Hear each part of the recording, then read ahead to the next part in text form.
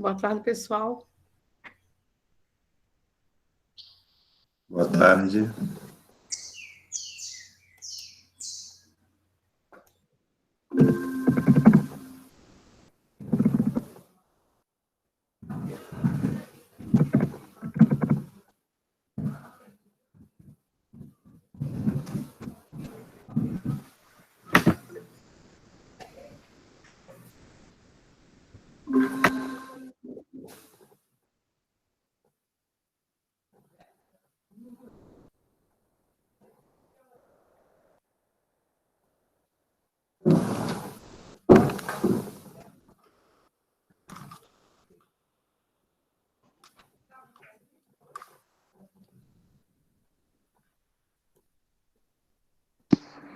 Boa tarde a todos, uma alegria, um prazer tê-los todos aqui para a nossa live da tarde de hoje. Hoje temos um convidado muito especial, é o Dr. Felipe de Barros Perini, ele que é médico da nossa Prefeitura Municipal, da Secretaria Municipal de Saúde, e está desde o primeiro momento participando do Comitê de Inteligência em Saúde da Covid-19. Doutor Perini, lhe agradeço imensamente por estar conosco. Nós fizemos um convite para toda a nossa rede e, inclusive, estamos possibilitando a abertura de uma nova sala, se tivermos 250 na sala, já estamos aí com a sala bastante cheia, e eu tenho certeza que nessas próximas 1 hora, 1h10, 1h15, nós vamos poder refletir bastante sobre a Covid-19, coronavírus, e principalmente as suas relações com a educação. Eu quero, então, apresentar a todos vocês que atenderam o nosso chamado, agradeço imensamente por tê-los todos aqui, nossos profissionais, competentes profissionais da educação do município de Florianópolis. Muito obrigado pela presença de todos vocês. Dr. Perini é médico formado pela Universidade Federal do Paraná, residência médica em infectologista pelo renomado Instituto Emílio Ribas, especialista em gestão de redes de atenção à saúde pela Fiocruz, atuou na Vigilância Epidemiológica do Estado de Santa Catarina e no Ministério da Saúde e atualmente é gerente de integração assistencial da Secretaria Municipal de Saúde. E vocês viram que no currículo dele, toda a sua formação foi em instituições de renome nacional na área da saúde. E além de toda essa competência técnica que tem o Dr. Perini, ele tem uma característica, eu não o conhecia, fui conhecer, infelizmente, por um momento que estamos vivendo, mas na vida a gente sempre tem as felicidades e os encontros. A Covid fez eu encontrar o Dr. Perini. E o Dr. Perini tem uma característica que eu julgo que é primordial nos dias de hoje. Por maior que seja o assunto, por maior que seja a gravidade, ele está sempre com ar tranquilo e com um espírito sereno. E eu acredito que na vida nós precisamos caminhar dessa forma. Por maior que sejam os desafios da nossa vida, nós não podemos perder o encanto da vida. E alguém pode dizer, meu Deus, o cidadão aí que está falando, o Maurício, não sabe que a gente está vivendo um momento delicadíssimo da nossa sociedade? É verdade, estamos vivendo. Portanto, precisamos caminhar e precisamos sempre renovar a esperança. E o Dr. Perini tem essa toada, esse astral, além de ser competente na sua área técnica. Então, eu queria agradecer a presença do Dr. Perini. Sem delongas, vou passar a palavra a ele e vou pedir para todos vocês, se possível, desligar os microfones. A própria Elisandra, que está nos ajudando, vai fazer isso, mas cada um, se puder, também nos ajudar. Da mesma forma, a câmera, no sentido de fazer com que a live fique mais leve, né? Mais leve no sentido da tecnologia. Então, combinamos com o Dr. Perini, ele vai falar 30 a 40 minutos, e depois de falar, ele vai então abrir para as perguntas, e aí eu vou pedir para o pessoal digitar as perguntas, assim que a live dele terminar, digita as perguntas e a gente vai poder aí interagir com o Dr. Perini nas nossas dúvidas. Nossa intenção é ficar com ele até 15h15, mais ou menos, 15h20. Sem mais delongas, usei 4 minutos para fazer essa abertura. Dr. Perini, seja bem-vindo. Somos todos ouvintes. Fique à vontade. Olá, secretário Maurício, enfim, e olá a todos e todas, primeiramente aí, boa tarde. Queria, antes de mais nada, agradecer o convite.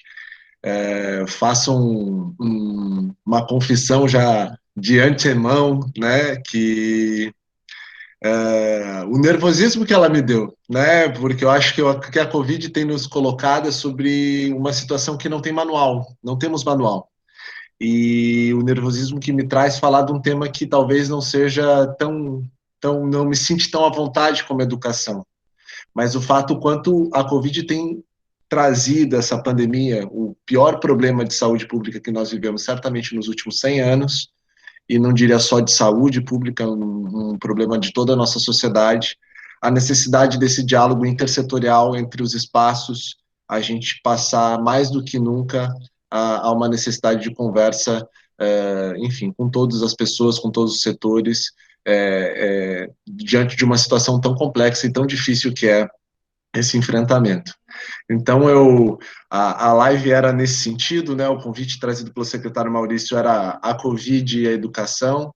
É muito mais provável que eu fale mais da Covid do que da educação, afinal de contas, eu estou diante aqui de vários especialistas na área da educação, né? São professores e professoras, enfim, toda uma comunidade, diretores que entendem certamente muito mais do que eu de alguns detalhes, mas a ideia aqui que eu vou trazer, e eu acho que aceitei o desafio de provocar um pensamento do que a gente tem que planejar ou tem que pensar um pouco para frente diante de uma situação tão grave que e vem afetando tanto a saúde quanto também toda a dinâmica da nossa sociedade, da sociedade não só no Brasil, em Florianópolis, mas no mundo todo. Eu vou tentar colocar minha apresentação aqui, então me perdoem, é por isso que eu vou deixar bastante aberto para as perguntas depois, para que me corrijam se eu fiz alguma coisa de errado com relação, né, uma fala de inadequada educação, mas eu acredito que eu estou aprendendo, como todos nós estamos aprendendo, e eu vou tentar trazer um pouquinho mais da Covid, ou pelo menos o que tem acontecido. Eu sei que todos estão bastante cansados dessa história, mas ainda o caminho segue. Deixa eu, trabalhar aqui nas minhas imagens. Todos estão vendo?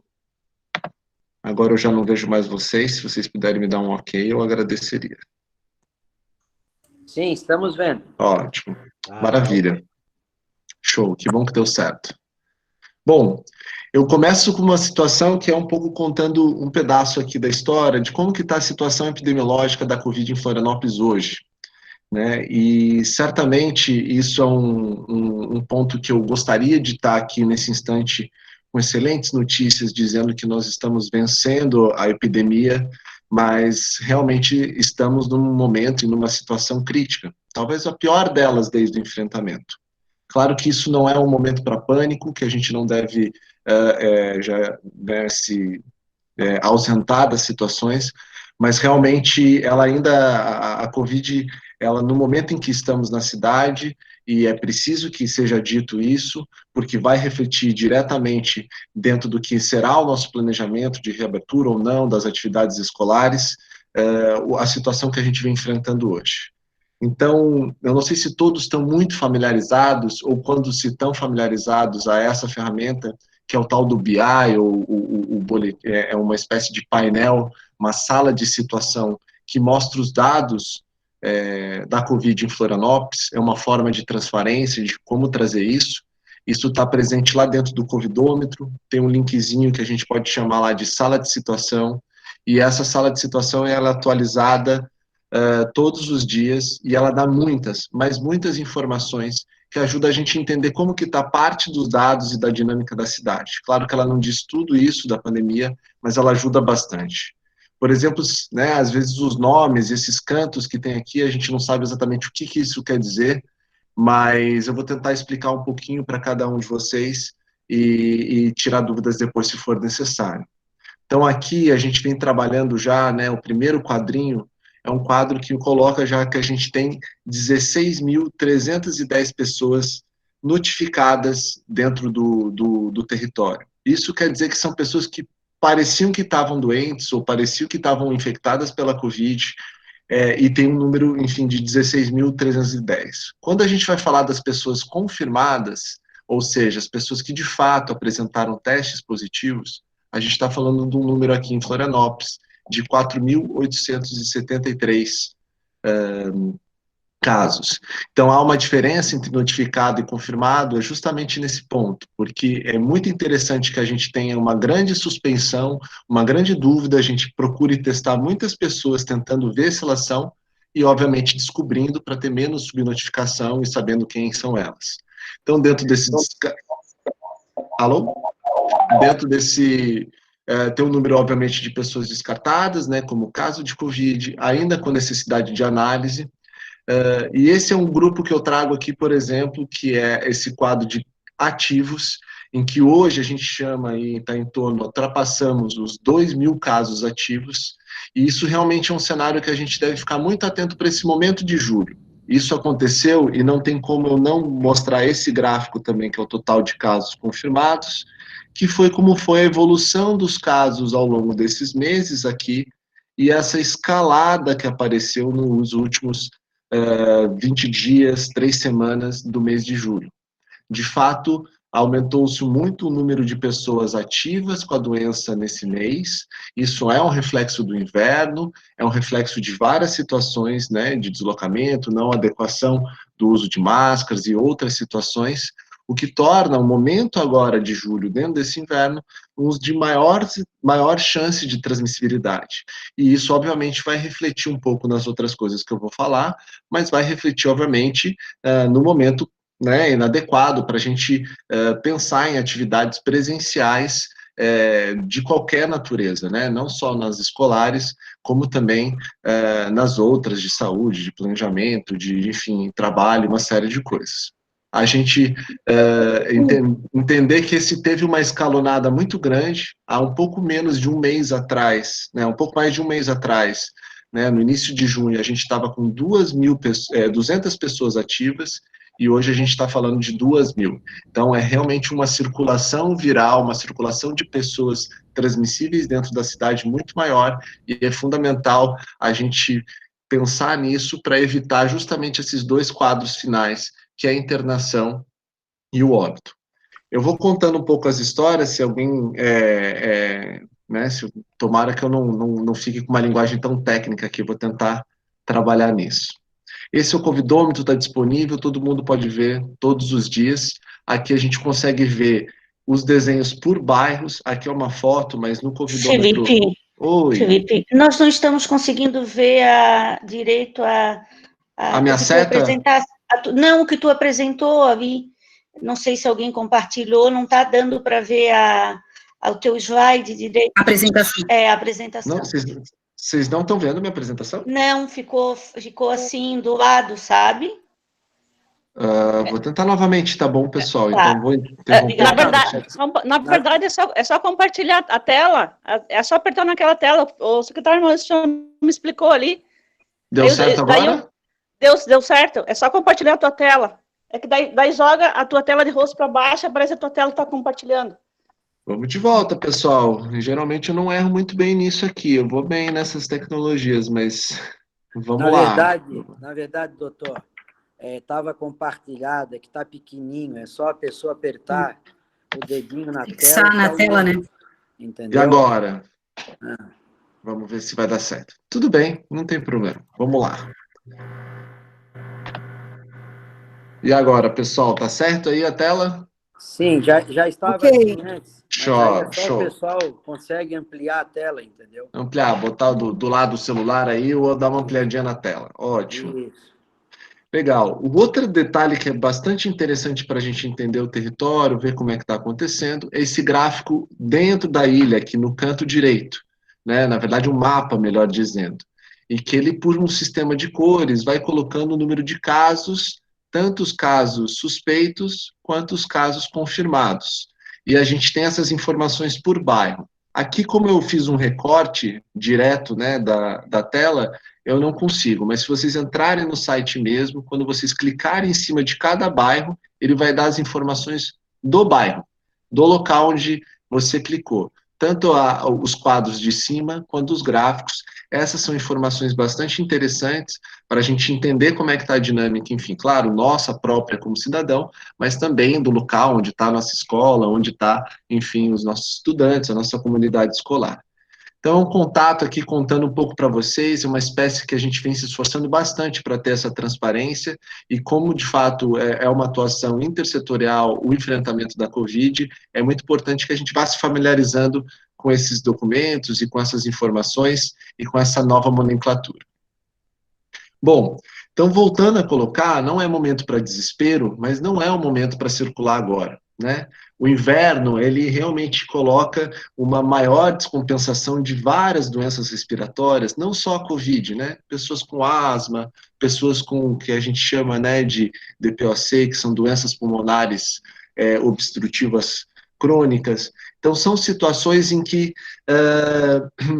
já descompensa, as pessoas já têm descompensações naturais pela mudança de temperatura, do inverno. Isso soma-se a uma pandemia e certamente isso sobrecarrega a uma maior pressão no sistema de saúde, né, na oferta que a gente possa ter, tanto de acesso para que as pessoas consigam se consultar por doenças relacionadas à Covid ou não relacionadas ao Covid. Então, é uma situação em que realmente a gente vem fazendo uma recomendação, especialmente nesses últimos dias, semanas, para evitar ao máximo eventos presenciais não essenciais. Evitar mesmo, nesses próximas semanas, compras desnecessárias, idas desnecessárias, encontros, aniversários, comemorações, até mesmo missas ou cultos em que não tem o distanciamento. A gente sabe da importância, né, de trabalhar esses locais. A gente vive um momento de um grande sofrimento psíquico, pessoal, de familiares, e que a gente tem um desejo, uma vontade de confraternização e de ter afeto, mas o quão importante também esse compromisso nesse instante de evitar essa infecção. Esse é o momento crítico, que ele vai passar, não temos dúvida disso, mas que esse, o quanto mais na nossa atitude individual e também coletiva, poder não ir, não fazer, não circular, né, em situações não essenciais, agora é a hora mais do que nunca. Lembrando, a gente passou de 200 casos para 2.000 casos ativos, então realmente é um momento de cuidado, não para a gente ter desespero, porque ele vai passar, tem passado nos outros lugares do mundo, e esse, se a gente se cuidar, a gente tem chance de sair muito bem dessa. É o grande coisa que se fala há muito tempo, eu não estou trazendo nenhuma notícia nova, mas talvez tentando explicar um pouco, que é o tal do achatar a curva, né?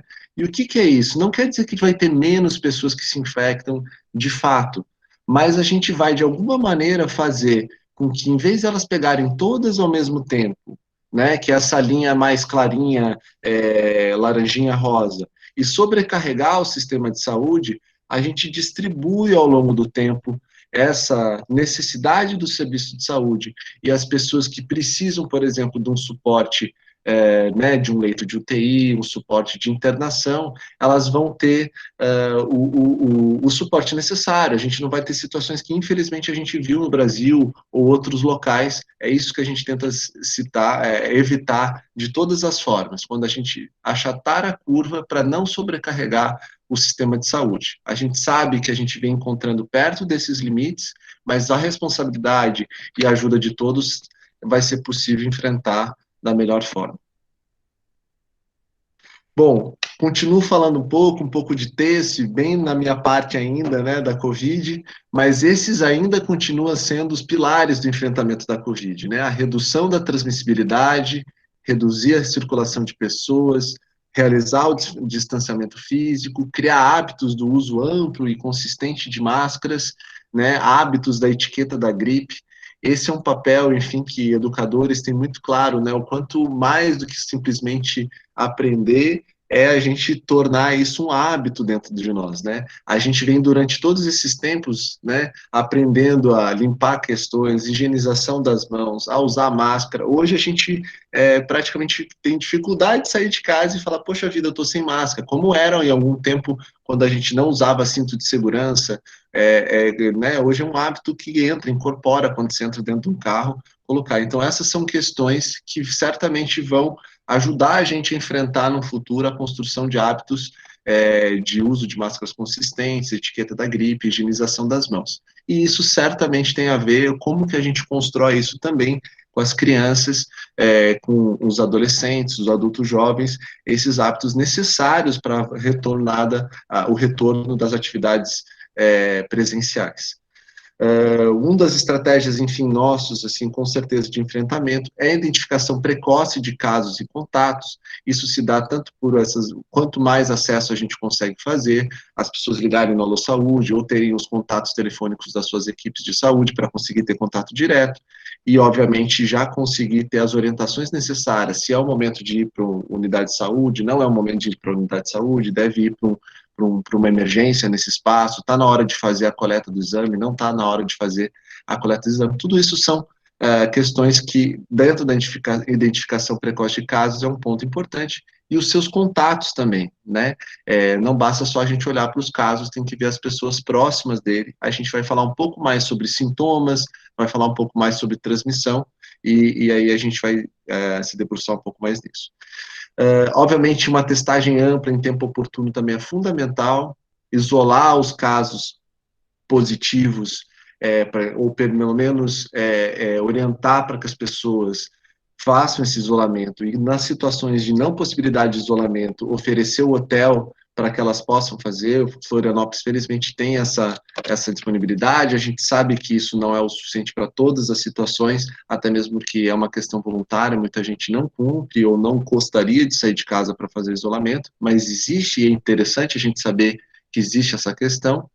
Monitoramento do agravamento clínico e do isolamento. Então, as equipes de saúde têm entrado em contato, tanto em vários dias sequenciais, geralmente de cada 48, 72 horas com as pessoas, para ver como que ela está, o agravamento, se ela está piorando da saúde dela ou não, e se ela está conseguindo cumprir o isolamento dela.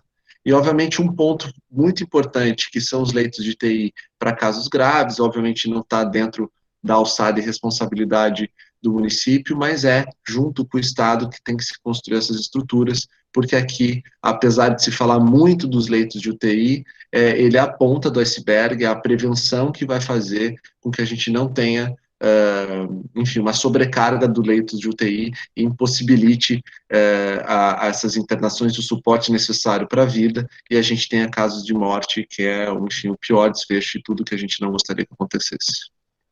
Mas vou trazer aqui o que é essencial saber. Provavelmente vocês já sabem, isso foi amplamente divulgado nas mídias clássicas, nas sociais, mas vale saber, né? Eu acho que esse é um ponto muito importante dentro do ambiente escolar, porque quando for o momento dessa retomada, né, e após toda essa planificação, essa situação, a gente transmitir isso e saber com clareza, enfim, essas situações, porque isso vai fazer toda a diferença para a gente fazer diversos auxílios necessários quando eventualmente possa ter um surto, quando eventualmente possa acontecer alguma situação de risco, ou como mesmo fazer a biossegurança de prevenção e redução da transmissão da Covid dentro dos nossos ambientes de ensino. Uma coisa que é muito importante, né, colocar, é que 80% dos casos são assintomáticos ou leves e não necessitarão de internação, mas são transmissores. Então, aqui eu tenho que trazer um pouco, não traduzir todo o pedaço que eu gostaria, mas 30%, né, em alguns estudos colocam, a soma de estudos vem mostrando, que 30% das pessoas pegam Covid e não apresentam sintomas qualquer, né, ou sintomas tão poucos que ela considera que ela não teve sintomas, que é o que a gente chama de assintomáticos. Cerca de 56% deles, né, das pessoas que contraem Covid, vão ter uma situação leve, ou mesmo moderada a leve, que é esses 86% de pessoas que vão ficar bem, independente do que for feito ou for prescrito de remédio para elas, ou situações que colocam elas sobre, independente das doenças e das coisas que ela tem. Claro, pessoas com outras comorbidades têm maior risco, idade tem maior risco, isso são tudo situações que colocam elas, mas a grande maioria das pessoas vão passar bem, vão ter uma gripe, claro, e a gente sabe que toda gripe não é fácil, mas elas não vão precisar de internação. Mas vai ter cerca de 15 a 10% de pessoas que vão precisar internar, e o apoio respiratório, especialmente precoce, quando tiver falta de ar, que é o grande ponto importante na evolução, se o caso vai evoluir mal, é a falta de ar, né? Começa a perceber quando você faz alguns esforços, quando você começa a tomar um banho, alguma situação que fica mais difícil, essa falta de ar, aí sim é um momento de ir para uma emergência, para ter suporte. E 4% dessas pessoas vão ser questões críticas, né, de verdade, que vão precisar de UTI mesmo, e aí sim tem o suporte de uma ventilação mecânica, que é quando a pessoa não tem mais capacidade, energia, o pulmão está tão acometido, as forças musculares em volta do tórax já estão tão cansadas, que a pessoa precisa de uma ajuda do ventilador para ela conseguir respirar, né? Esse tempo de internação gira em torno aí de 14 dias, mas dependendo das situações pode durar muito mais, né? Então, é uma situação que tem que se preocupar, mas a melhor coisa de todas elas é a gente tentar não pegar. Então, como a grande maioria das pessoas vai ter casos leves, mas não transmite, muitas vezes elas circulam dentro da cidade, mesmo estando isoladas, mesmo estando em situações de restrição domiciliar, e isso é uma situação que realmente é ruim, faz com que a transmissão continue acontecendo mesmo quando não devia, né? Agora, vale lembrar, a gente fica muito preocupado, mas é um caso que tem que ser olhado cada caso, e a grande maioria vai ficar bem. Dentro das manifestações clínicas, né, isso quer dizer o que aparece, a gente sempre pergunta, muitas pessoas me perguntam isso, né, mas quais que são os sintomas? Os sintomas são diversos e são todos esses que eu coloco aqui do lado, né? Alguns deles aparecem com mais frequência e outros com menos frequência. Eu vou fazer destaque para alguns deles, que são esses em negritos, porque esses são o que a gente fala que define realmente, epidemiologicamente, um caso de Covid. Então, por exemplo, a febre, ela está presente em 64% dos casos. Isso são dados de uma compilação de diversos espaços e diversos estudos do mundo, né, mostrando numa média, enfim, que a febre aparece em 64% dos casos. Então, é possível ter Covid e não ter febre? É pouco provável, ou menos provável do que quando comparado a outros sintomas, mas é possível sim. E é claro que isso, aqui em Florianópolis, a gente tem feito um esforço dentro dos protocolos para ainda conseguir fazer a indicação de testes, de isolamento, de restrição, mesmo em situações em que a febre não aparece. Ela pode não estar presente, por exemplo, em idosos, e pode eventualmente não estar presente em crianças muito pequenas. Mas isso são situações clínicas distintas que é importante a gente entender que eventualmente possa ter. A tosse é um parentinho, digamos assim, da febre. A febre e a tosse são os campeões de audiência em aparecimento da Covid. Então, febre e tosse são critérios para indicar, né? Geralmente se tem febre ou tosse, ou nariz entupido, febre ou dor de garganta, febre ou falta de ar, são situações que a gente define um caso suspeito que tem indicação de testagem. Mas muitas outras situações, eventualmente, também têm indicação, seja por contato ou por aparecimento curtos de sintomas, tem chance, enfim, dentro dos protocolos da gente procurar e fazer essa investigação. Mas não vai estar todos presentes. Quando a gente for olhar, por exemplo, um quadro de diarreia, né, ela é pouco provável que seja uma Covid, ela aparece só em 6% dos casos.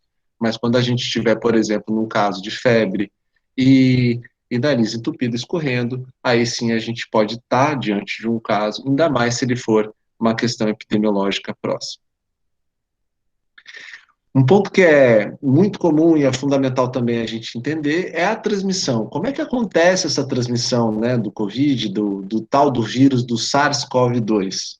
Ele acontece basicamente por gotículas, inaladas, né, ou que atinge os olhos, bocas ou nariz. Então aqui a gente consegue ver nessa foto claramente, né, o moço dando um espirro, e olha o quão longe vai, né, esse espirro, e quão longe ele dispersa, criando tanto gotículas grandes, quanto eventualmente gotículas menores, que podem ficar por mais tempo suspensas dentro do ar.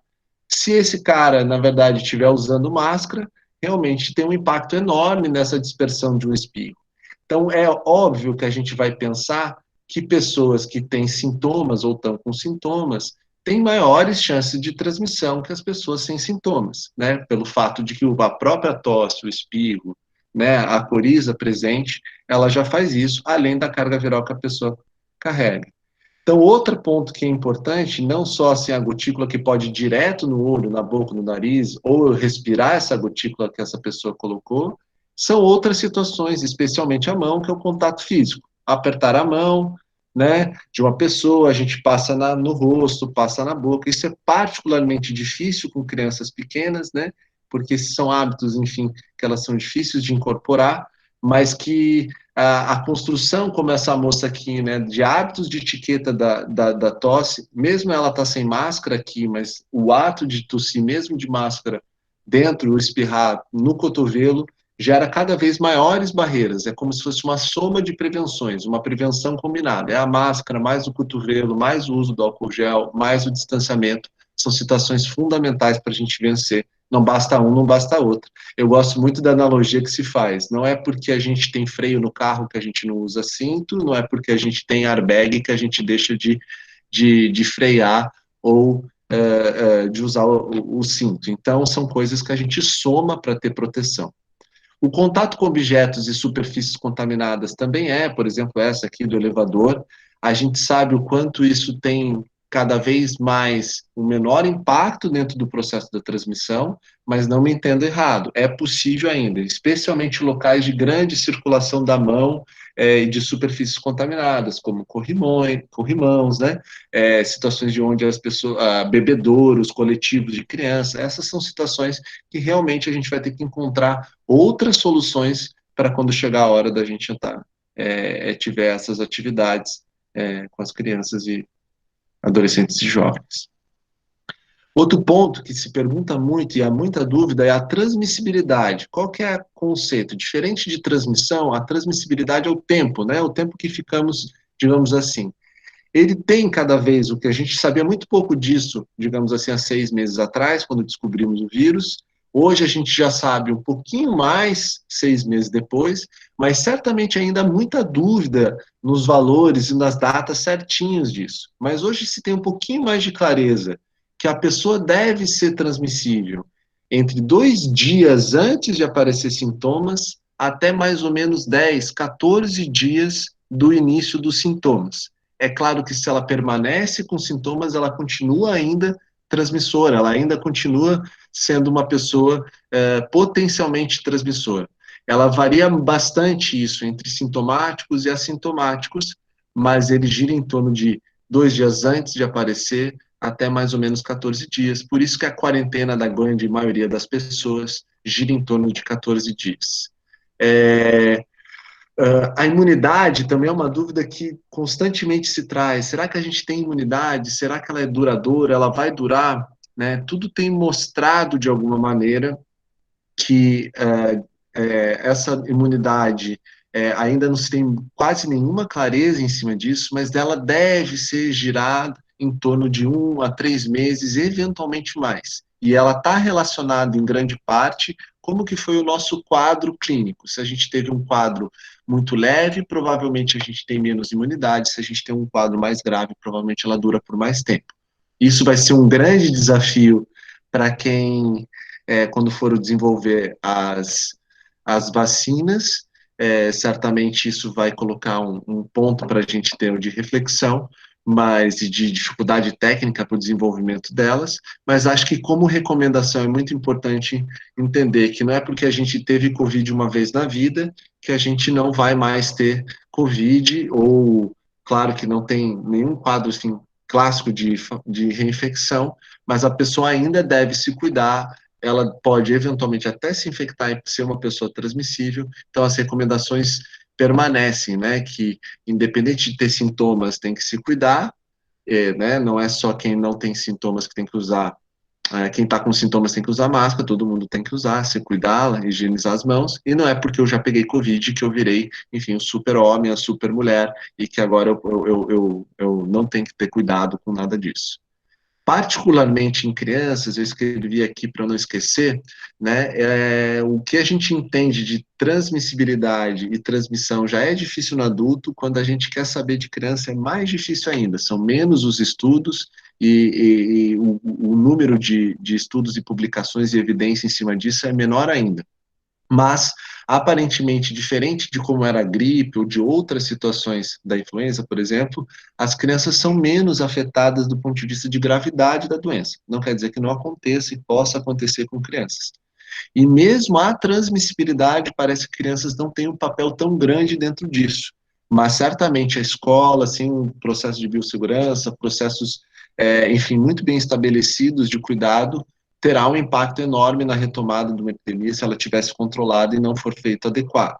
Então, longe de eu dizer que está liberado, porque criança não pega, não é essa a situação, ao contrário, isso ainda é uma dúvida dentro da ciência de como que acontece essa situação, mas aparentemente algumas coisas já têm mostrado que, felizmente, crianças não adoecem tanto da Covid.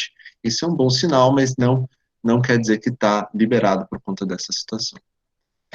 Quando a gente vai falar de teste, que eu sei que é muita dúvida, tá muito pesado aí minha clínica, Maurício e pessoal, ou dá para continuar assim? Tudo certo? Tá, tudo jóia, então tá bom. Não, Tocando, daqui a pouco teremos as perguntas. Aí nós Tranquilo, tranquilo. Que bom. Eu vou indo aqui, daqui a pouco eu entro num tema menos médico, assim, mas eu volto a trazer que, apesar de tudo, né, eu acho que até agora fui falando coisas que a grande maioria já leu, já viu e já tem estudado, mas isso tentar trazer o que tem de mais novo, os conceitos bem sedimentados, ajuda a gente nos pontos para frente. Então, de teste, talvez seja o ponto que a gente tem mais dúvida, né? Então, com certeza, dos testes disponíveis hoje, nenhum deles tem 100% de o que a gente chama de certeza, que na medicina a gente fala de sensibilidade e especificidade, né? A sensibilidade, a capacidade da gente sempre acertar quando a gente faz o teste, e a especificidade é dizer que sempre que o teste for positivo, é daquela doença. Então, nenhum deles tem isso. Na verdade, gira em torno de números longe do ideais. A gente está falando aí em torno de 70%, eventualmente menos, de sensibilidade e especificidade. Então, por isso que não é só o teste que vai dizer para a gente se a pessoa tem ou não tem Covid, ou se ela está curada ou não está curada, ou se ela, na verdade, vai evoluir bem ou evoluir mal. É preciso um conjunto de clínica, ver se as pessoas têm sintomas, do teste e da história epidemiológica. Com quem que ela entrou em contato, onde ela foi, será que tinha alguém que estava perto dela que estava doente? Essas são situações de avaliação que precisam todo esse conjuntinho esse conjunto de formas, de clínica, teste e epidemiologia, para a gente tomar a decisão, de fato, se é um diagnóstico, se parece ser, e nem sempre a gente vai ter uma certeza. Eu trago aqui os últimos números aqui de Florianópolis. A gente já realizou em torno de 22 mil testes, um pouco mais que isso, quase 5% da população já foi testada, e é em torno de 2.093 testes por milhão de habitantes por semana. Isso aqui são números que a gente compara, felizmente, a outros locais, como Coreia do Sul, Alemanha, que são locais que testam bastante a sua população, e isso é uma ideia de que a gente tem menos subnotificação, mas apesar de tudo isso, a gente vem enfrentando uma situação dura nessas últimas semanas. E os dois testes principais, são vários testes, mas os dois que a gente tem que ter, enfim, como conceitos mais claros, é o tal do PCR, ou RT-PCR, e o tal do teste de sorologia, ou teste rápido também, que está junto, né? Que é a mesma coisa. Então, o RT-PCR, ele serve o que a gente chama para fase aguda. Ele é esse suave que entra no nariz, é o jeito que a gente tem de coletar, é uma das formas. E nesse caso ele busca exatamente se a gente encontra o vírus em si, o DNA do vírus. Não exatamente o vírus que cresce, né, mas é o DNA do vírus. E ele está indicado para os primeiros dias de sintomas. Então, para a gente fazer na primeira semana de sintomas. O RT-PCR, né, esse que vê o DNA, ele tem que ser feito, a gente fala, na primeira semana, para a gente tentar descobrir o DNA, porque depois cai muito a chance da gente conseguir acertar, da certeza do teste, e mesmo testes negativos depois de uma semana, eventualmente não quer dizer que a pessoa não tem. Já a sorologia ou o teste rápido, que são um desse aqui do ladinho que está mostrando ó, essa gotinha com sangue, alguns já devem ter feito, né, ele mostra se a gente construiu anticorpos para a pessoa, se ela fez o que a gente chama aí, vem falando bastante de IgG, IgM, tem alguns com IgA, outras situações, mas basicamente são anticorpos, não quer dizer que são os anticorpos da imunidade, mas são anticorpos que sinalizam que eventualmente a pessoa entrou em contato com o vírus e a partir disso, com a clínica e com a epidemiologia, a gente consegue fechar o diagnóstico. Esses testes não adiantam ser feitos antes do 8º dia, né? A gente não tem anticorpo antes, então, eventualmente, né, estão disponíveis na farmácia, a pessoa vai lá, compra, faz, mesmo sem sintomas, ou faz na primeira semana, vem negativo, acha que não tem Covid, e não é bem assim que funciona. Ou mesmo protocolos que colocam a sorologia, o teste rápido, em situações para decisão de amanhã, se a pessoa pode ou não pode retornar mesmo sem sintomas. Foi a situação, por exemplo, do futebol, né, que fizeram testes sorológicos para as pessoas, achando que isso ia permitir que elas fossem poder jogar, e isso, obviamente, não garante, né, ela pode estar na janela imunológica, que a gente chama aqui, dos testes sorológicos, em que a pessoa ainda está infectada, mas ainda não desenvolveu anticorpos, então o teste bem negativo é o que a gente chama de falso negativo. E aí aqui eu faço um resumão com essa coisa de teste bem fácil para a gente entender, que tem um corte aqui no dia 7, digamos assim, se é menos ou igual a 7 dias de sintomas, a gente vai fazer o RT-PCR, que é o que vê o DNA do vírus, se tem mais, a gente vai fazer a sorologia, que é o teste de sangue, que a gente pode colher no laboratório, ou mesmo o teste rápido, para tomada de decisão. Não dá para fazer assim, não dá para fazer assim, claro, volto a dizer, tem que ter clínica, tem que ter epidemiologia junto, mas isso já ajuda bastante a gente ter um pouco de clareza se vale a pena interpretar os testes para entender se ele é verdadeiramente positivo ou negativo. Agora eu vou entrar num outro ponto, né, que eu vou um pouco menos da biologia e entrando um pouco na discussão da escola. Como colocado, não é a minha área, e tive que ler um pouquinho, pelo menos, né, ir atrás, e certamente acho que essa é a parte que vai trazer mais desafios para a discussão, e mais desafios para a gente, enfim, pensar junto, né, que, obviamente, tem um ponto importante, que é a biossegurança nas escolas, para a gente pensar, diante da pandemia, como que vai ser essa atividade. Ela tem como meta, né, essa biossegurança, a prevenção e redução de riscos de transmissão da Covid, e claro que não tem uma linha reta, certa, um único jeito de fazer biossegurança. Ela deve ser fácil, viável, prático e adaptada às necessidades de cada escola e de cada comunidade. São situações em que, às vezes, a gente pega um manual, enfim, de uma... nela, sei lá, do CDC, que é americano, ou sei lá da Inglaterra, e se a gente usar ele ipsis literis aqui, certamente ele não vai ter sentido, como nada, na verdade, né? Na educação também não é assim, o componente cultural é uma situação muito importante, mas além disso tem outras questões de infraestrutura, outras questões de RH, outras questões todas importantes de adaptar na comunidade da escola a cada questão.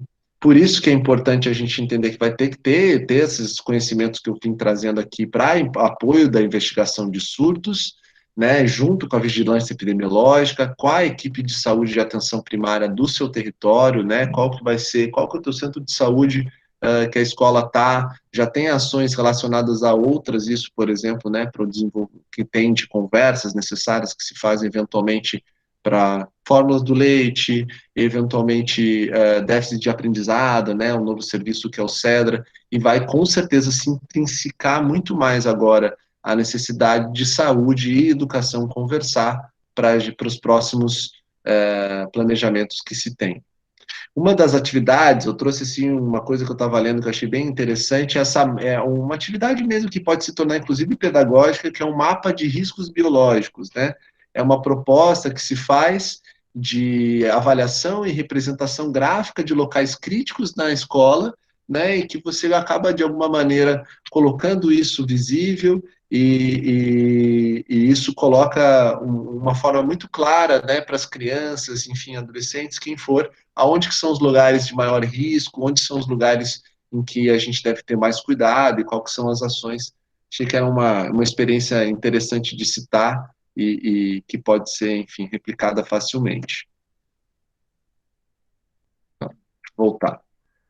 E volta aqui também colocando a diversidade das realidades, né? Eu já comentei um pouquinho, então, as escolas são frequentemente a única política pública para algumas comunidades, para algumas famílias mais estruturadas e outros menos. Ela tem esse compromisso com a formação humana, com a ciência, com a defesa da vida, né?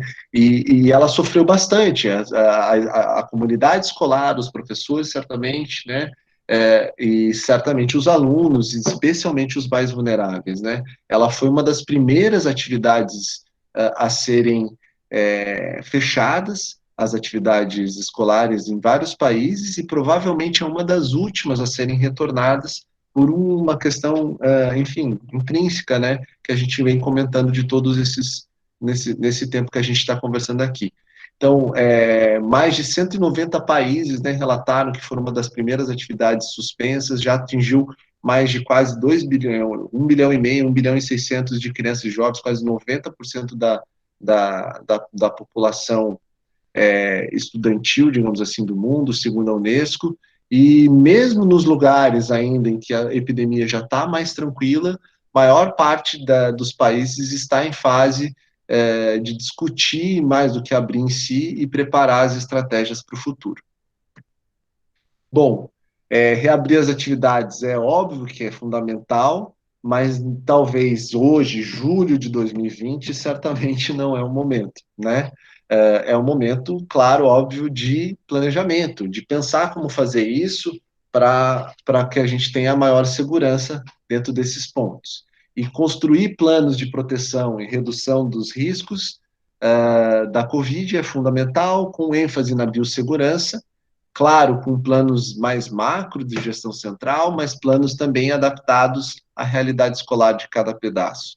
Obviamente, com necessidade de priorizar os estudantes mais vulnerabilizados, especialmente aqueles em que há uma somatória, um sinergismo de vulnerabilidades atuando na vida deles, né? É muito diferente, enfim, né? Vamos colocar, é uma menina negra, uma menina de uma pobre, com dificuldade de deslocamento para a escola, para comer, com fragilidade, enfim, dentro da sua família. Isso é uma somatória de coisas que é muito diferente do que uma criança que tem todo um outro arcabouço, isso tanto para a saúde é muito claro, e obviamente na educação não ia ser diferente. E a gente vai começar a pensar, de alguma maneira, em práticas pedagógicas presenciais, quando a gente tiver uma redução sustentada do número de casos novos da Covid, com certeza com planos de proteção dos trabalhadores e estudantes, e não colocar em risco toda a comunidade escolar. Ela é uma ação intersetorial mais do que nunca, devido a essa complexidade de medidas que deverão ser implementadas para que a gente tenha sucesso nesse avanço. Aqui eu trago como um último slide mesmo, né? Acabei indo buscar algumas coisas e vendo alguns materiais de apoio. Quem sou eu para dizer isso? Mas é alguma coisa que vem mais do campo da saúde, eu acabo me deparando e vendo que é quase como se a saúde falando da escola, né? E deve ter certamente materiais da escola falando sobre a saúde, mas aqui, por exemplo, a Unicef vem algumas mensagens, traz aqui, todos esses estão disponíveis aqui nesse link, depois eu compartilho para a apresentação, certamente, se for útil para vocês, mensagens chave, né, de ações de prevenção e controle da Covid nas escolas. Aqui também tem um curso, esse curso está aberto, que é bastante interessante, é um curso online para infâncias do tempo da Covid. Tem o link ali embaixo, acho que vale fazer, inclusive ele dá até um certificado pela Unicef, é um curso rápido, mas ele é do campo da saúde, que é interessante para a gente ter os conceitos bem próximos. aqui também da OMS, como fazer, na verdade, atividades, infraestrutura e organizações, um plano bem, metodologias de pensar e planejamento da reabertura de escolas. Aqui, esse outro curso aqui, bem nesse cantinho direito aqui, também em inglês, mas a gente usa muito esse guia que chama PAC, na verdade é uma parceria há muito tempo que a gente tem para a saúde, né? É uma parceria que auxilia muitos médicos e enfermeiros na tomada de decisão clínica, e eles, diante disso, são pessoas que trabalham há muitos anos com tradução de conhecimento, né? Como transformar a ciência dos artigos para a ciência prática, para a ciência que possa ser utilizada, e eles desenvolveram esse curso aqui, também um outro curso chama Covid para Escolas, muito interessante, e talvez, assim, um dos outros documentos, esse vermelho, vou comentar aqui, que é esse manual da Fiocruz de biossegurança para a reabertura das escolas no contexto da Covid, ele foi publicado há poucos dias, provavelmente, acho que 3 dias atrás, e ele está bem completo, ele fala coisas, enfim, bastante interessantes, ele, claro que fala no plano geral, mas ele dá algumas ferramentas bem bacanas para pensar, para ver formas, enfim, de pensar e planejar, que eu acho que é um grande momento que a gente tem, estando junto, obviamente, me colocando à disposição total para fazer o que eu puder ajudar nesse diálogo. Eu acho que a gente está diante de um gigantesco desafio, único da história das nossas vidas e certamente da história da humanidade, e tá vivendo isso, claro que é muito duro, é muito estressante, mas ao mesmo tempo coloca um sentido gigantesco nas nossas vidas para que a gente possa se esforçar e realmente fazer a diferença. A educação é o futuro, né? E o futuro é a esperança. Então, eu vejo isso, né, trabalhar com essas crianças, com adultos, com jovens, com vontade de aprender, realmente faz com que a gente, mesmo diante de uma situação tão grave que é essa, a gente possa pensar um futuro que possa ser mais, enfim, produtivo de alguma forma. Obrigado, se puder, fique em casa e use máscara, né, pessoal? Obrigado, doutor Perini. Salva de palmas aí para você, né? Foi um brilho. Você tem a característica de falar com competência e falar de maneira didática, fazendo com que a gente acabe aprendendo com você. Então, lhe agradeço muito. Eu coloquei ali, pessoal, no chat, a abertura para a gente poder fazer as perguntas, né? E você, doutor Perini, enquanto o pessoal vai pensando nas perguntas, você falou a palavra esperança. Essa semana eu falei um pouco da esperança, que nós temos uma questão que é a ansiedade, né? Que está todo mundo falando sobre isso agora, né? Eu estou ansioso, essa ansiedade. E a ansiedade nada mais é do que a nossa projeção lá no futuro, né? A gente quer saber se as aulas efetivamente voltarão em setembro, se não voltarão, e como vai ser dezembro, e aquela coisa vai nos angustiando. E há uma briga constante entre a esperança, que é a vontade positiva que logo chegue, e o temor, que se logo chegar, pode chegar mal. E nesse intervalo a gente tem que administrar essa incerteza. E quando a gente não consegue administrar incerteza, a gente acaba ficando muito ansioso, muito ansioso.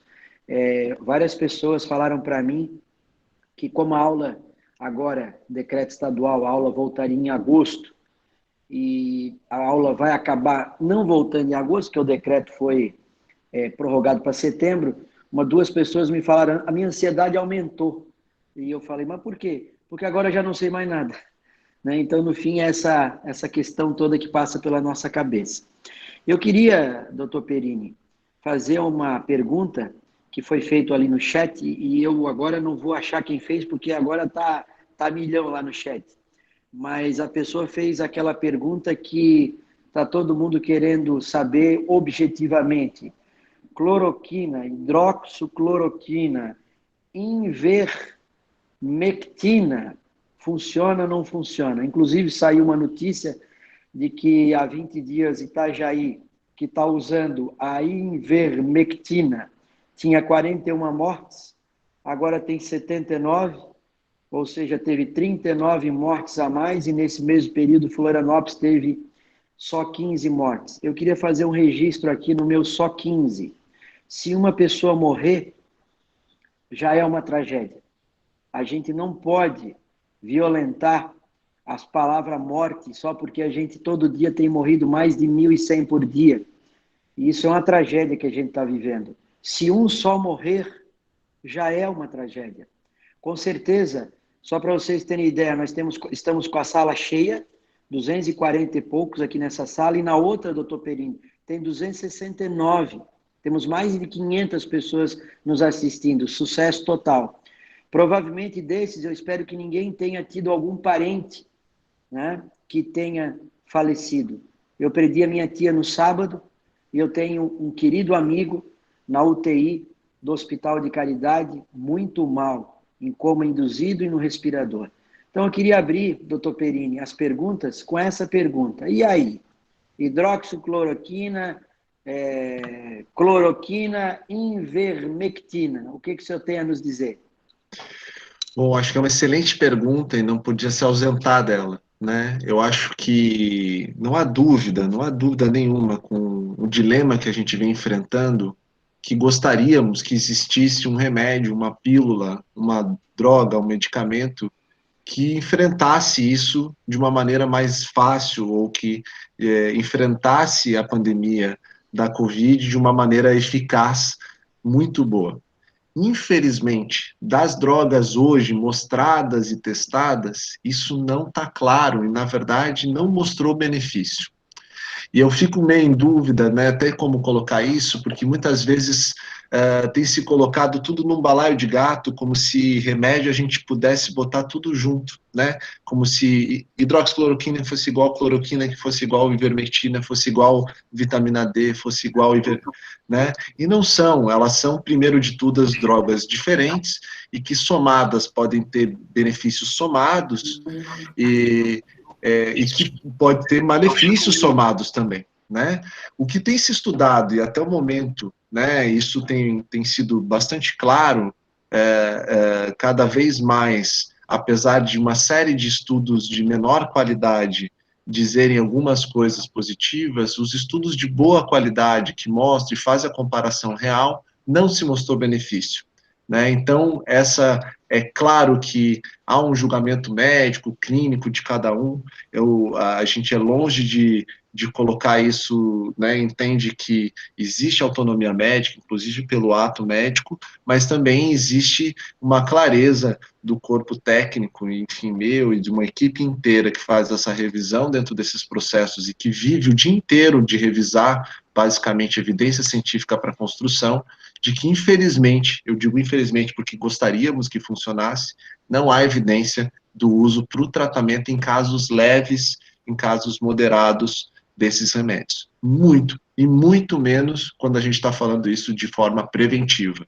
Aí a gente está fazendo uma extrapolação da extrapolação, né? Não tem. Enfim, acho que é um tema bastante polêmico, apesar de eu acreditar que não existe grande polêmica nisso na ciência, a gente tem bastante clareza, mas, enfim, essa é a minha opinião. Obrigado, doutor Perini. Só para registrar ali no chat, o que mais tem é muito bom, muito obrigado, obrigado, excelente, e assim por diante. Tem a pergunta aqui da Silvana, que diz o seguinte: só queria que ele explicasse novamente a diferença de transmissibilidade e transmissão. Legal, bem rapidinho para a gente ter tempo assim, mas basicamente transmissão é as formas de transmissão, né? Então a transmissão pode ser por gotículas, né? Ou seja, gotinhas de saliva ou de secreções, pode ser por contato a transmissão, pode ser por objetos a transmissão. A transmissibilidade é um conceito que a gente chama do tempo em que a pessoa ela faz a transmissão. Então, é o tempo que dura, digamos assim, o vírus nela como uma pessoa transmissível. Então, essa é a diferença. A transmissão são as formas de transmissão e a transmissibilidade é o tempo em que a pessoa transmite, que é mais ou menos o que a gente sabe hoje, entre 2 dias antes dos sintomas e 10 a 14 dias depois deles aparecerem. A queridíssima Marizilda, lá do Ebias, faz a seguinte pergunta: como está o andamento e o uso sob o protocolo de homeopatia? Claro. Eu acho que como todos os outros, né, trazidos, né, é isso. Não são remédios em que a gente pode pôr tudo dentro de um balaio, nem mesmo a homeopatia. É o mesmo critério e julgamento que a gente deve ter para todas as outras medicações, a gente também deve ter para a homeopatia.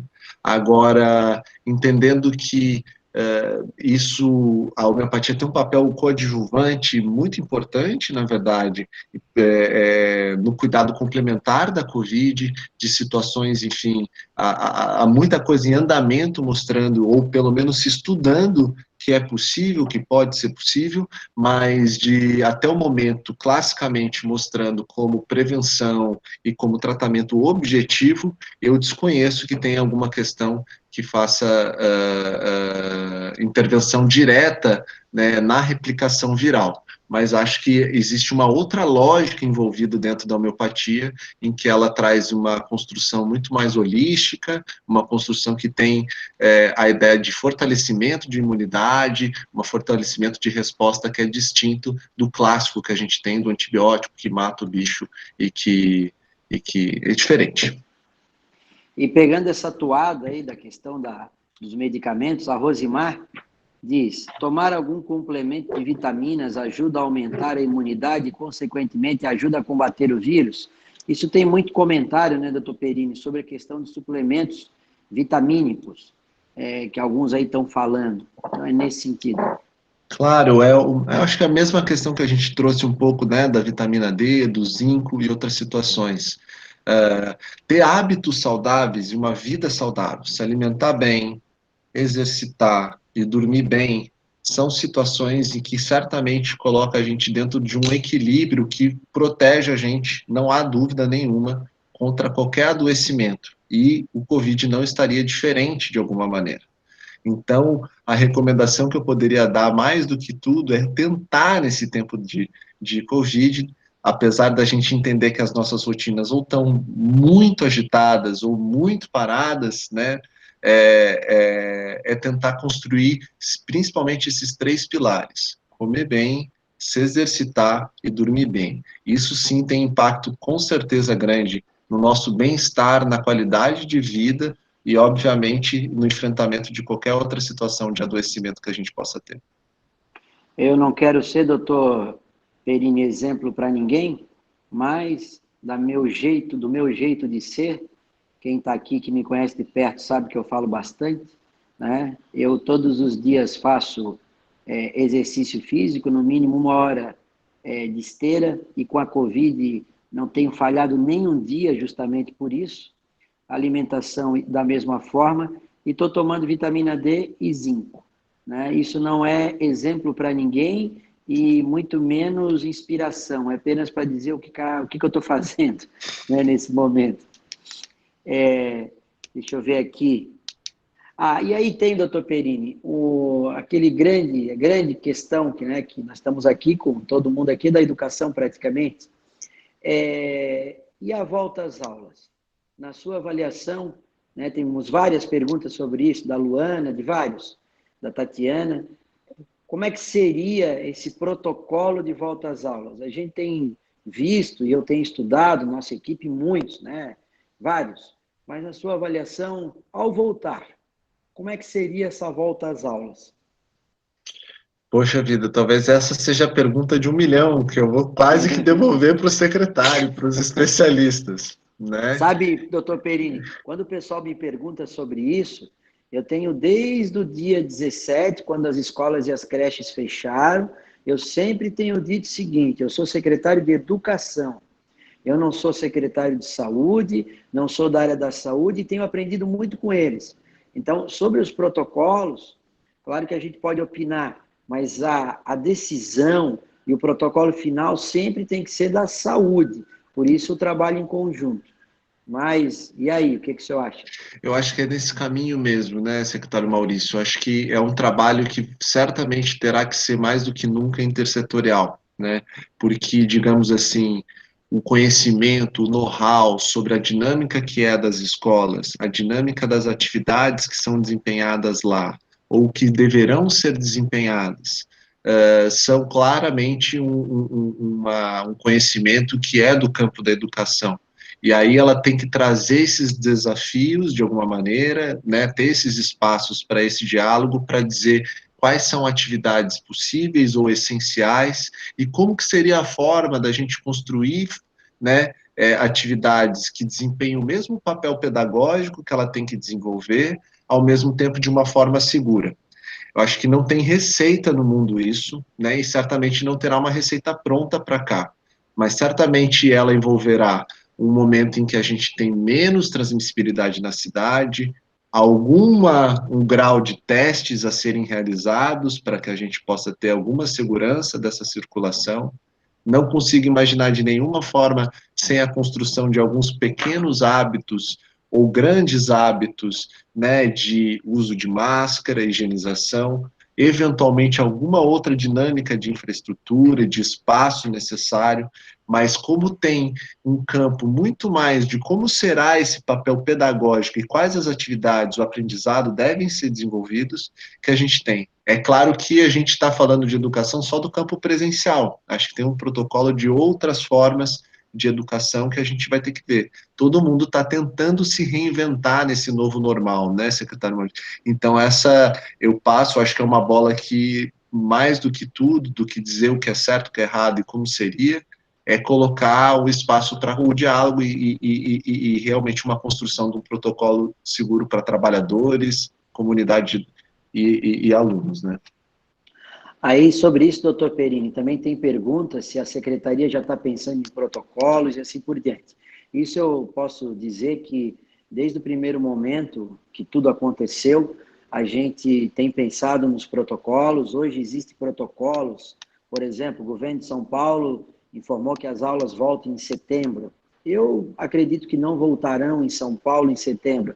Existe um protocolo de São Paulo, existe o protocolo da Undime, que é a União dos Dirigentes Municipais de Educação, que reúne os secretários municipais, a qual eu faço parte da direção. Existe já um protocolo deles.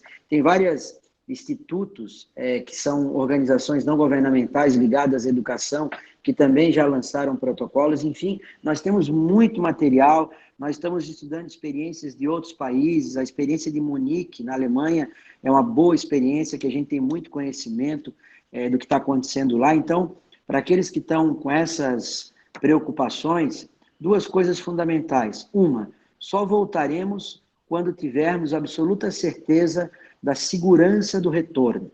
De nada adianta voltar algo que nós estamos nesse momento agora fazendo não presencial, não vamos entrar nessa discussão aqui agora, não é o objeto central, mas nós só voltaremos quando tivermos a devida segurança, para não ter que fazer um abre e fecha. Esse abre e fecha é o pior dos mundos. Então, nós estamos, bem ou mal, estamos tocando as aulas não presenciais, com todos os desafios, e aqui eu quero aproveitar para dar os meus parabéns a todos os profissionais de educação que estão se reinventando nesse momento. Então, quando voltarmos, os protocolos estarão prontos. Mais do que os protocolos prontos, nós teremos toda uma questão de trabalho de capacitação dos profissionais, a questão da saúde mental, isso tudo. E uma das coisas que a gente não quer, doutor Perini faz parte desse comitê, e volta e meia eu estou lá também, o que a gente não quer é acontecer o que aconteceu no futebol. Né? Tem uma pergunta ali, quando voltar, todos os profissionais serão testados? Qual é a periodicidade? Esse é um desafio, né? Porque vocês viram, o futebol voltou, aí testa todo mundo, faz o jogo, mas o problema não é esse. O problema é que quando o cidadão vai embora, pega o ônibus, tem contato, tudo, agora ele se contaminou, aí testa de novo, aí vai ter o jogo, aí não vai. Então, quando a gente lida com escola, e falando aqui o que é o nosso objeto central e creche, nós estamos falando de um contingente muito grande, e aí a gente não tem total controle do pessoal. E aqui eu não sei se eu vou falar uma bobagem, doutor Perini, o especialista aqui, o doutor é o senhor, mas é o que eu tenho acompanhado, é que com todo o protocolo, se a gente tivesse o melhor protocolo do mundo nesse momento, que não é, obviamente, não é o momento de abrir, tá?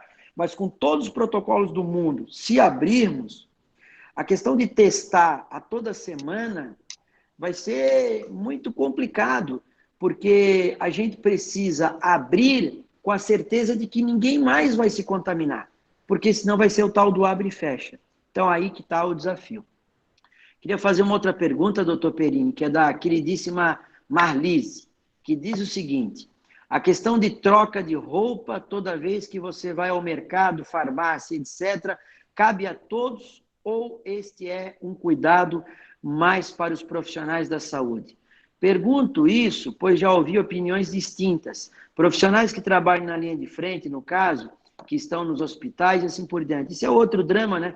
Marlise tem total razão. Ora, a gente assiste um especialista que ele fala uma coisa, aí a gente troca de canal, um outro especialista fala sobre o mesmo assunto com uma outra lógica. Então, qual é o seu depoimento, doutor Perini? Eu acho que justamente quando a gente não tem uma resposta muito consensual é porque há dúvida, né? Há um ponto e alguma dificuldade ou algum grau de desconhecimento nessa questão. Então, o papel da roupa, dos objetos, especialmente, né, esses que não são os de toque e de tudo mais, eles têm uma plausibilidade fisiopatológica de transmissão. O que quer dizer isso? Se eu pensar na lógica, é possível que aconteça, que alguém eventualmente espirre na minha roupa, ou eu espirre na minha roupa, que essa roupa se contacte com outra questão, e essa transmissão se faça não de pessoa a pessoa, mas de pessoa por objeto a objeto. Ela é menor, se a gente for pensar, do que alguém, obviamente, espirrando na sua cara, né? Ou que alguém espirrando numa maçaneta e você vai lá, põe a mão e põe no seu rosto. Então, ela tem um papel e a gente não consegue determinar o quanto é o impacto do papel da transmissão das roupas dentro da dinâmica de transmissão da epidemia. Então, claro que ela é uma cautela que ela é importante, ela vale a pena dentro das possibilidades de execução que você consiga fazer, mas a gente tem que tomar cuidado com a outra questão, que é a paranoia, e a construção de uma paranoia também de que tudo pode transmitir, que tudo pode, na verdade, ser algo que também pode, digamos assim, fragilizar o nosso julgamento mental e tudo mais. Eu fico imaginando a quantidade de crianças e adolescentes que vão crescer com esse desespero, né? Com essa coisa, com os pais, olhando e falando, não encosta nisso, não encosta naquilo. Esse certamente será um dilema que a educação vai ter que lidar e a saúde também terá que lidar em conjunto, porque isso será presente. As crianças vão ter medo de algumas coisas invisíveis porque foi se construído disso. Mas tentando mudar, tentando fazer o paralelo de uma coisa para outra, pode ter um papel, tem um impacto, a gente sabe que ele é menor do que uma transmissão real, então a precaução vale a pena fazer e dentro das possibilidades do que você conseguir, do que for possível você realizar. Tem uma pergunta ali que é da Lourdes, acho que a Lourdes é a Lourdes, nossa diretora, e também da Carla Brito, que também é nossa diretora. E as duas vão ao encontro do mesmo encaminhamento, que é sobre a questão dos materiais que nós estamos entregando nas escolas, assim como as cestas básicas, sobre a questão da proteção. Eu posso dizer para as duas que nós estamos, a equipe da educação, junto com a equipe da saúde, nós temos uma equipe que está estudando um protocolo. Tem vários pedidos do protocolo, de como seria essa entrega, a segurança, a não segurança, se usa luva, se usa álcool gel, se não usa. Então, essa semana, em decorrência desses pedidos, nós montamos um grupo de trabalho que está estudando um protocolo e nós queremos divulgar esse protocolo semana que vem, quem sabe mais tardar, aonde vai estar lá o protocolo de como entregar as cestas básicas e como entregar os materiais didáticos. Todo aquele protocolo mais que a gente conhece, né, do distanciamento, do uso da máscara, do álcool em gel, né, da questão do que o doutor Perini falou aqui na live, é o cuidado que a gente tem que ter. Também tem uma pergunta aqui em relação ao teste aos profissionais que estão nesse momento nas nossas creches e nas nossas unidades, que também estão, sob o protocolo, o doutor Perini também está junto, viu, nesse trabalho. E sobre a questão de possíveis testes, testar o pessoal que está nas nossas escolas nesse momento fazendo esse trabalho. Também já conversei com o doutor Paraná está estudando essa possibilidade e a necessidade de fazer esse teste. Tem uma pergunta aqui, doutor Perini, muito interessante, da Ana Carolina, que diz assim: gostaria de saber mais sobre a imunidade de rebanho. E também se nós, enquanto nação, poderíamos ter adotado outros protocolos quando já sabíamos que a Covid se anunciou em outros países antes e assim ter evitado essa tragédia. Eu confesso que eu li a pergunta, mas o doutor Perini, que é da área, vai entender o que ela está perguntando. Ao ler essa pergunta, doutor Perini, me veio em mente a estratégia que a Suécia adotou e que, num dado momento, ela foi elogiada, né? Mas, no entanto, morreu muita gente lá também. Eu não sei se é por aí a pergunta, mas fica aqui a pergunta para o senhor. Legal, é muito boa essa pergunta, né? Eu tenho clareza que em nenhum lugar do mundo as respostas serão iguais. A gente olha para alguns lugares, mas elas serão distintas. Primeiro, porque as estruturas são distintas, a política é distinta, a infraestrutura, enfim, a população, o componente cultural são distintos, as situações são. Então, a Suécia, por algum momento, tentou, né, uma espécie de isolamento. Mas a história da Suécia é outra. As pessoas fazem isolamento por conta própria, elas têm, digamos assim, uma seguridade social bastante confortável, né? Elas têm poupanças dentro dos seus bancos que podem ficar alguns meses sem trabalhar. Então, são uma sequência de coisas que são completamente distintas e diferentes para a gente pensar uma cópia ipsis literis de lá. Então, esse é um ponto que os espaços, a gente tem que ser sujeito da nossa realidade, parafraseando um grande, né, e que a gente deve olhar para o que a gente tem que fazer e realmente mudar do jeito que a gente tem, com as melhores ferramentas que a gente tem, no momento melhor que a gente tem. Sem dúvida nenhuma, a gente sempre tem que buscar o melhor, porque afinal de contas a gente só consegue atingir o que a gente mira, né?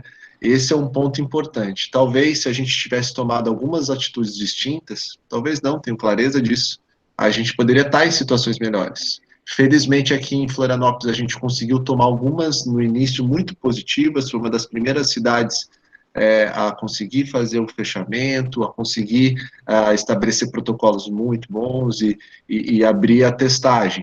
Então, acho que a gente surfou um pedaço bom, mas, ao mesmo tempo, apesar de ser uma ilha, a gente não é uma bolha. Então, a gente depende de outras ações e situações em conjunto com outros locais.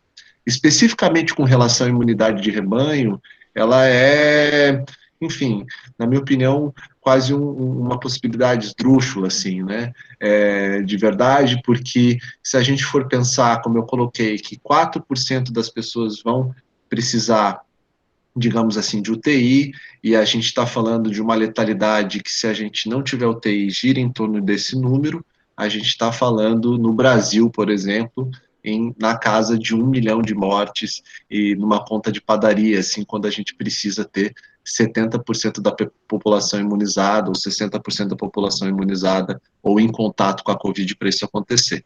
Então, isso realmente não é o caminho. A imunidade de rebanho ela é treinada e testada para ser feita com vacinas, né? Para que quando, na verdade, alguém infectado se depara com alguém que já está imunizado, essa transmissão não acontece, ela não continua, e essa que é a lógica, digamos assim, da imunidade de rebanho.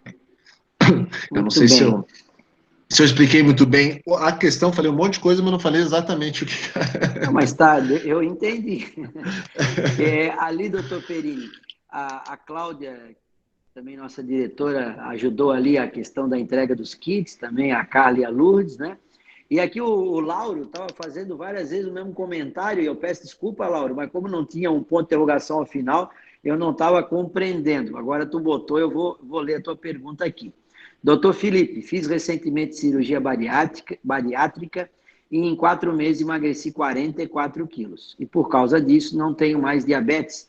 Mesmo assim, ainda estou no grupo de risco? Acho que eu também sei a resposta, mas passa a bola para o doutor Perini.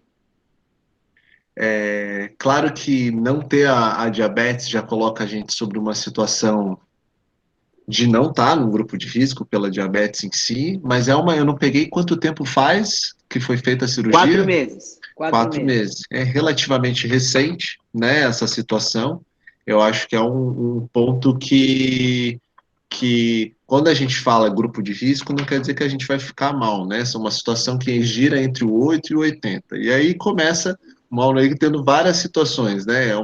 Ele certamente era obeso, então fez a cirurgia, perdeu um bom volume de peso, que bom, curou de uma doença, mas é uma situação relativamente recente de 5 meses. Acho que precisa de uma avaliação individual para a gente fazer essa definição. Em tese, ele está no limiar aí das coisas. A gente pode usar de um ponto de vista bem legalista, dizer tá aqui, não tá, mas eu não sou médico do trabalho, né? Eu sou médico de outras coisas. Então, eu tenho uma tendência a proteger os pacientes, né? Maravilha. Então, nós estamos chegando ao final, doutor Perini, 1h20 de live, mas tem perguntas muito boas ainda, e eu queria fazer mais duas para a gente encerrar e fazer o agradecimento final. A Silvana aqui, ela está perguntando se a gente vai disponibilizar o material, e a live está sendo gravada, e nós vamos pedir, se o doutor Perini permitir, Claro. passar também os slides dele e botar lá no nosso portal educacional, porque ali está muito bom os slides que ele nos passou.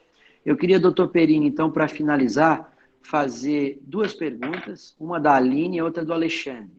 A Aline pergunta sobre se a carga viral interfere na gravidade dos sintomas, e a pergunta do Alexandre, acho que é a pergunta que a cidade inteira quer saber, falando de Florianópolis ou quem sabe em Santa Catarina. A pergunta é se já estamos no pico do contágio em Santa Catarina, ou é cedo para essa avaliação? Boa, vou começar pela do Alexandre. Alexandre, a gente vai saber que a gente está no pico quando começar a baixar, e que não é o momento, né? No momento a gente vem de crescimento nas últimas semanas. Então é muito difícil a gente dizer que a gente chegou no alto da montanha se a gente ainda não está no alto da montanha, né? Só quando a gente começa a descer ela que a gente começa a perceber que o que a gente passou foi o pico. Então isso não tem muito como te dar essa resposta, e eu posso dizer que tem muitas pessoas ainda que podem se infectar pela Covid, né? Muitas pessoas suscetíveis a isso, e que dificilmente a gente está exatamente nesse ponto hoje dentro do pico da curva. Com relação à carga viral, essa é uma pergunta bastante interessante, porque recentemente teve algumas publicações mostrando o quão tem esse impacto, né, o recebimento de um volume grande de vírus para o desenvolvimento de uma gravidade, digamos assim, ou dos sintomas, ou até mesmo gravidade da doença. Esse é um modelo que enfim, apesar de ter saído recente na mídia, nos estudos, não é algo que a gente na infectologia tem muita dúvida. Geralmente é uma mistura de carga viral ou tipo do vírus, a genética de cada hospedeiro e o hospedeiro em si, se ele tem outras doenças. Então, certamente uma quantidade maior, ou pelo menos tudo tem indicado que uma quantidade maior de carga viral faz sim impacto dentro dos sintomas e faz sim impacto dentro da gravidade da doença. Pelo menos é o que os estudos têm mostrado. Ou seja, usar máscara para a gente não protege 100%, mas certamente reduz a carga viral, tanto a que a gente joga quanto a que a gente respira.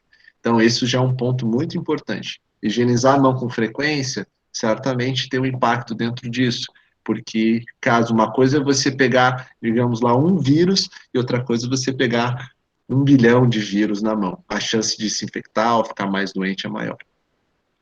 Doutor Perini, estamos chegando ao final. Eu quero lhe agradecer, mas antes disso, queria pedir para o senhor deixar aí um recado para os nossos mais de 500 internautas aí da educação. Uau. Enchemos a nossa sala, foi um sucesso. Google Meet estourou, estamos quase 250 é o limite. Então, 240 e poucos, porque o último número eu não estou enxergando ali, e a outra sala tem mais de 300. Então, foi um sucesso. Eu queria lhe passar a palavra para deixar uma mensagem final aos nossos profissionais de educação, e aí depois eu quero fazer uma fala de 2 minutos para fazer o encerramento. Fique à vontade, querido. Claro, eu queria, mais do que tudo, agradecer, né, a oportunidade. Poxa vida, fiquei muito feliz de ver uma sala tão cheia dessa e tantas pessoas interessadas. Acho que realmente é um espaço, um momento que a gente ainda tem bastante para contribuir e construir em conjunto a saúde e a educação. E não há dúvidas, né, que a gente vem sofrendo muito com o medo, o luto, uma falta de perspectiva, muitas dúvidas, né, que refletem na nossa ansiedade, que refletem, às vezes, no sofrimento psíquico que a gente tem. A gente tem um luto, no mínimo, pelas nossas rotinas, no mínimo. A gente pode ter lutos piores de alguém próximo que faleceu e que adoeceu dentro dessas situações. Procure cultivar o afeto. Eu acho que essa é uma mensagem para a gente poder viver o isolamento. O isolamento, ele é físico e não social, né? E a gente deve construir um afeto para que a gente consiga construir a melhor forma de enfrentar esse momento tão duro que a gente vai estar tendo. Muito bem. Doutor Perini, quero lhe agradecer.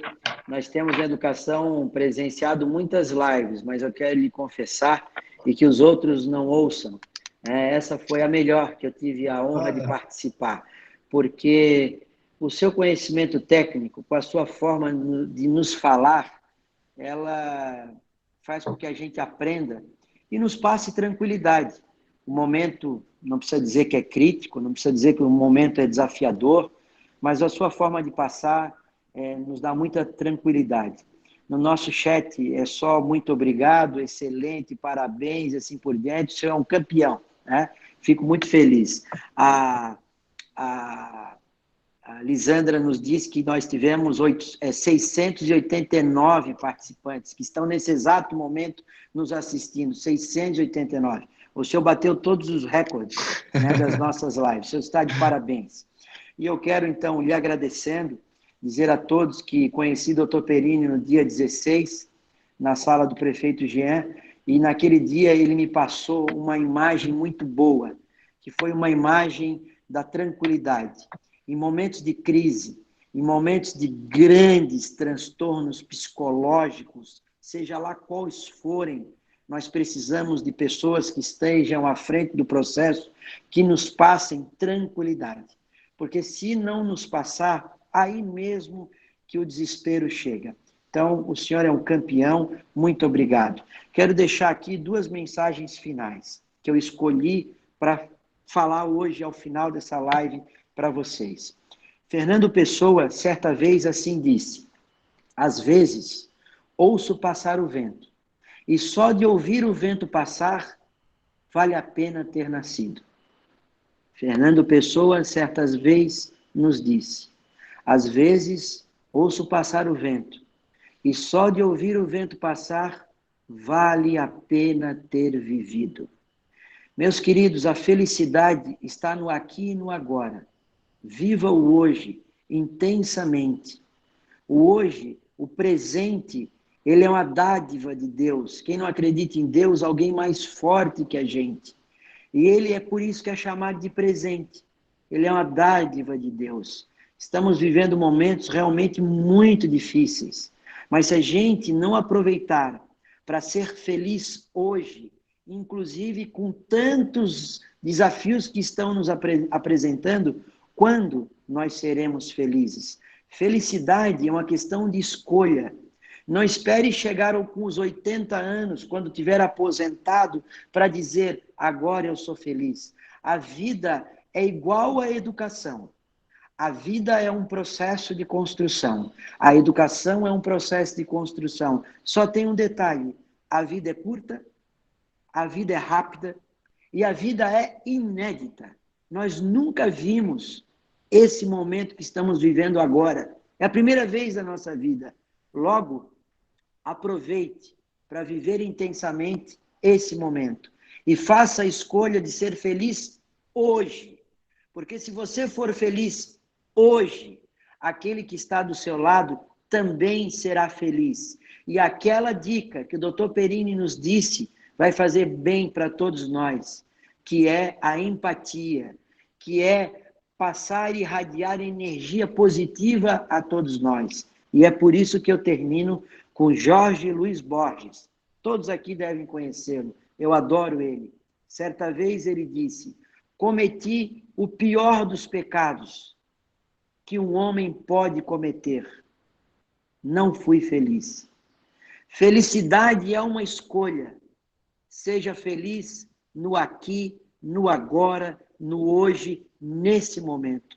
Porque dessa forma você vai irradiar felicidade aos outros. E ao fazer isso, a gente salva tanta gente que está precisando nesse momento, que está com problema de tal da saúde mental.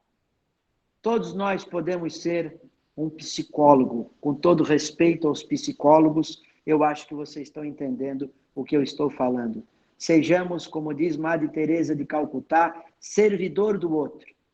Um abraço, um beijo no coração, excelente e maravilhoso final de semana a todos. Doutor Perini, gratidão é a palavra. Tchau, obrigado. Gratidão é a mesma. É o amor no coração, somos muito gratos. E a todos que estão com a gente até agora, que são mais de 600, um beijo no coração de cada um. Vocês são fera e são vocês que fazem essa rede municipal de educação ser a melhor do Brasil e uma maravilhosa rede. Um abraço, obrigado. Lisandra, que estava nos ajudando aí, obrigado, queridíssima. Um abraço a todos, fui. Tchau, tchau. Tchau, tchau.